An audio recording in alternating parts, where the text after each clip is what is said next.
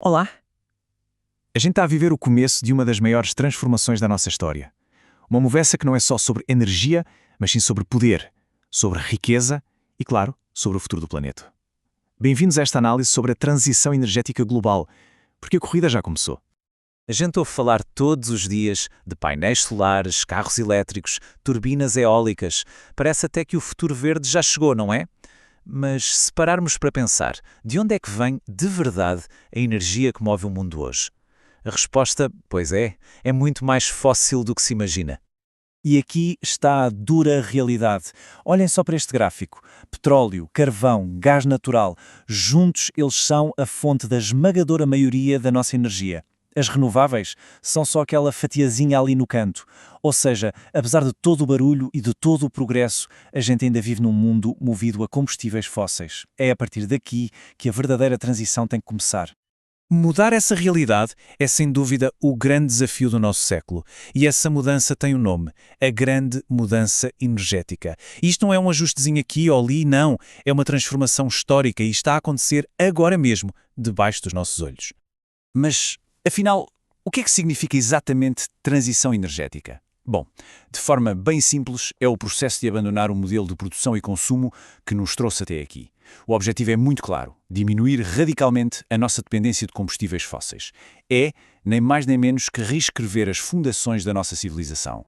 E para ser justo, esta não é a primeira vez que a humanidade passa por isto. A nossa história é uma sucessão de transições energéticas. Começámos com a força humana e animal, depois passámos para a madeira, depois o carvão, que alimentou a Revolução Industrial, e, claro, o petróleo, que definiu o século XX. Cada mudança dessas redefiniu o poder global. Agora estamos a entrar no próximo capítulo. Mas este pode ser o mais desafiador de todos. Só que, claro, construir um futuro de energia limpa não é um passeio no parque. O preço desta transição vai muito, mas muito além do dinheiro. Existem obstáculos gigantescos no caminho. Pensemos nisto. Primeiro, o obstáculo financeiro. São precisos bilhões e bilhões para novas infraestruturas. Depois, o obstáculo político. É uma luta constante contra interesses antigos e a necessidade de leis corajosas. E talvez o mais explosivo de todos, o obstáculo geopolítico. Uma nova corrida global por recursos que vai definir o próximo século. E é aqui que a história fica realmente fascinante.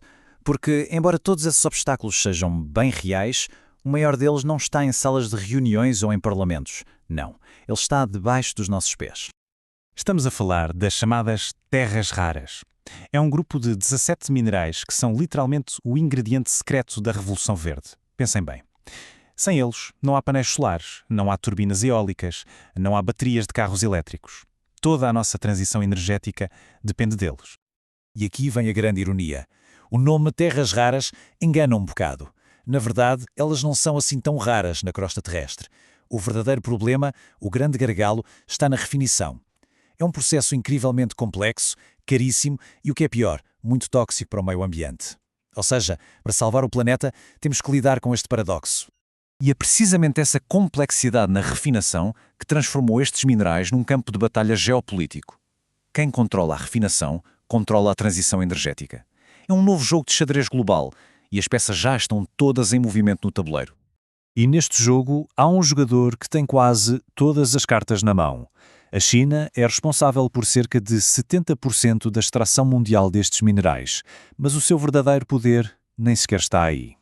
O verdadeiro poder, como a própria Agência Internacional de Energia aponta, está na refinação. E aí a China controla mais de 90% do mercado global. 90%. Isto significa que hoje, para construir o futuro verde, o mundo inteiro depende da capacidade industrial chinesa. E claro, um domínio tão absoluto como este não ia passar despercebido. Essa dependência transformou as terras raras numa arma estratégica, talvez a principal, na rivalidade tecnológica e comercial entre os Estados Unidos e a China. A situação virou um verdadeiro jogo de ação e reação. Os Estados Unidos foram lá e restringiram a venda de microchips de ponta para a China. Qual foi a resposta de Pequim? Restringir a exportação dos metais de terras raras que são necessários para fabricar. É exatamente esses mesmos microchips. Um checkmate estratégico. Diante deste domínio, o resto do mundo teve de acordar. Começou uma corrida global, não só para garantir o acesso a estes recursos, mas também para desenvolver estratégias próprias. Vamos dar uma olhada em como as principais potências estão a jogar as suas cartas.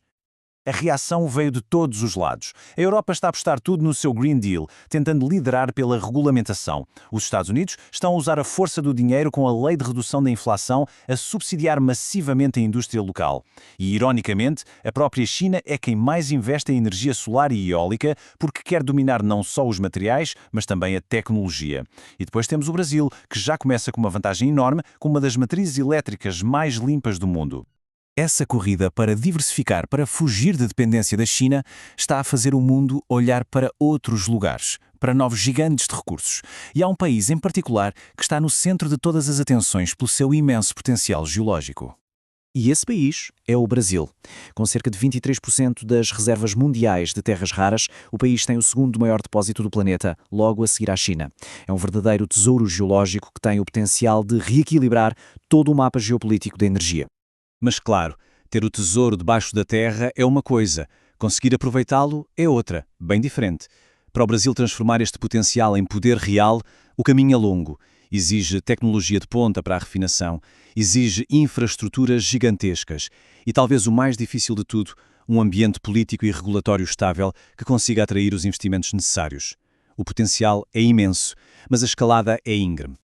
E tudo isto deixa-nos com uma pergunta final. A era do petróleo criou impérios e definiu o poder global durante um século inteiro. Agora que estamos a entrar na era da energia limpa, uma era alimentada por estes minerais críticos, a grande questão é: quem vai dominar esta nova era?